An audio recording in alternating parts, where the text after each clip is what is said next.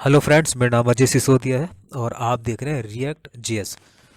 जैसे कि last video हमने देखा था कि हमने कॉन्टेक्स्ट क्रिएट कॉन्टेक्स्ट एपीआई का हमने यूज किया था, कॉन्टेक्स्ट एपीआई का।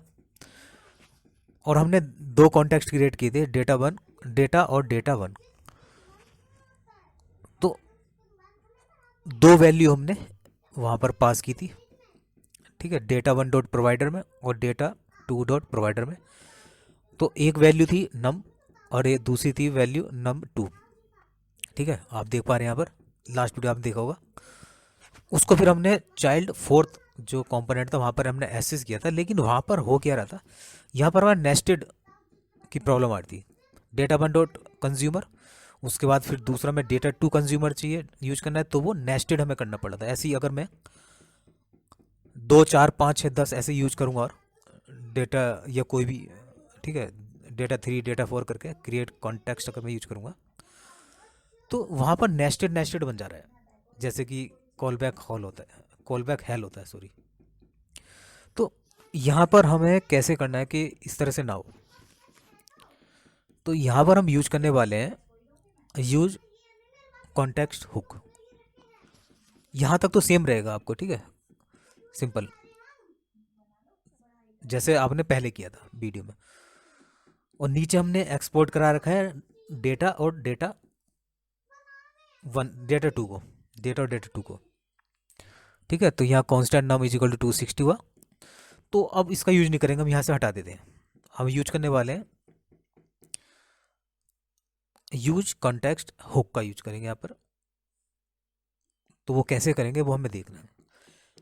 ऊपर तो हम इंपोर्ट करा चुके हैं डेटा डेटा टू, जो सबसे लास्ट में यहाँ पर एक्सपोर्ट हो रहा है, data one, data sorry data comma data two. ठीक है, और इस तरह से हमने data is equal to create context और data two is equal to create context को हम यूज कर रहे हैं।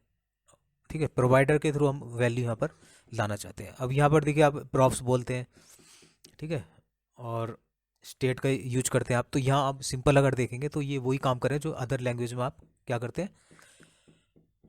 तो मैं ऊपर जो वेरिएबल डिफाइन करते हैं अदर लैंग्वेज में, फिर उसको एक्सेस करते हैं, ठीक है, वैल्यूज़ को। उसी तरह से मैंने इंपोर्ट करा लिया एक हुक, यूज कॉन्टेक्स्ट हुक को। ठीक है, अब उसको यूज कैसे करेंगे, तो यहाँ मैं लिख देता हूँ नम इजिकल टू, सिंपल एक वेरिएबल ले लेता हूँ, const num is equal to use context, num two is equal to use context. ठीक है, ये गलती से लिखा गया, मैं इसको हटा देता हूँ, ये जरा, ठीक है, ये हट, इसको हटा देता हूँ।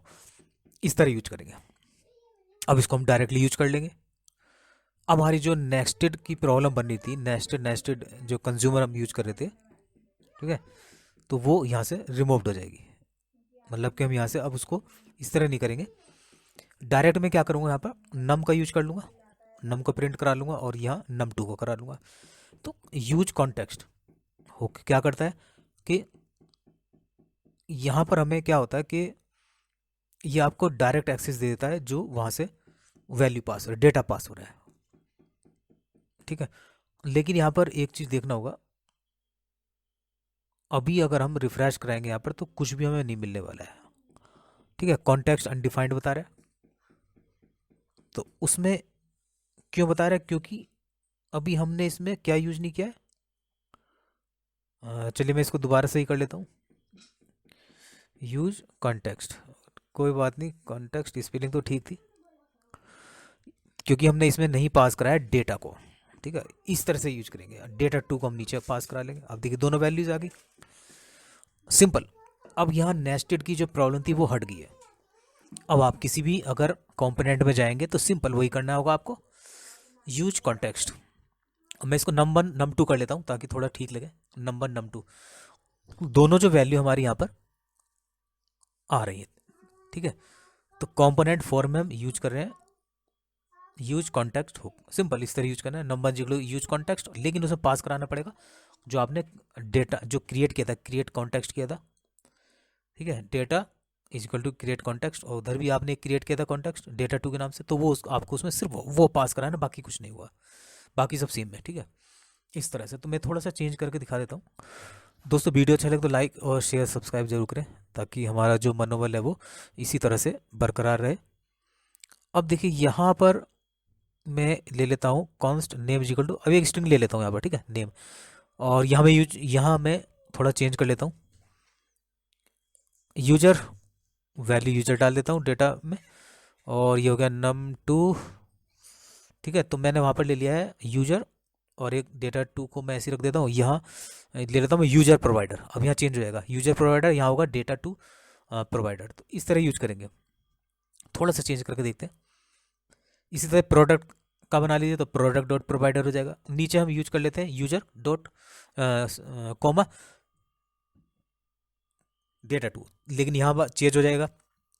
अब यहाँ इंपोर्ट कराएंगे यूजर को कॉमा डेटा टू को, तो मुझे यहाँ चेंज करना पड़ेगा। तो यूजर इक्वल टू मैं यूज कॉन्टेक्स्ट करके यूजर को पास करा लेता हूँ, और यहाँ मैं लिख देता हूँ यूजर, और यहाँ मैं लिख देता हूँ, मैं यहाँ रिफ्रेश करता हूँ तो अभी देखिए कुछ नहीं आया।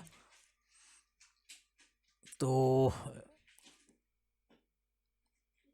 यूजर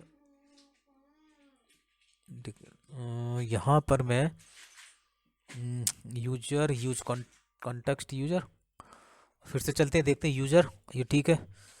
और यहाँ पर मुझे आ रहा चाहिए था वैल्यू, मैंने यूजर डाला, और ओके यहाँ मुझे नेम डालना था, सॉरी यहाँ मुझे डाला था नेम। ठीक है, तो अभी नहीं आएगा, अभी डिस्प्ले नहीं होगा, मैंने नेम डाला। तो मुझे यहाँ क्या करना होगा, यहाँ पर मुझे करना होगा नेम। ठीक है, और यहाँ भी मैं कर लेता हूँ नेम। अब यहाँ रिफ्रेश किया तो देखिए ये स्ट्रिंग यहाँ पर डिस्प्ले हो रहा है, या एक नेम डिस्प्ले हो गया स्ट्रिंग।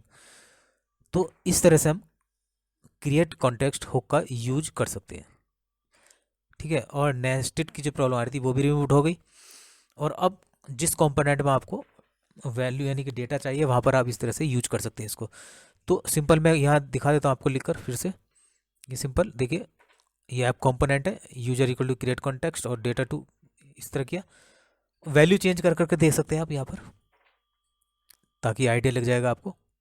ठीक है, मुझे इसी तरह से मान लीजिए कॉम जो चाइल्ड थ्री है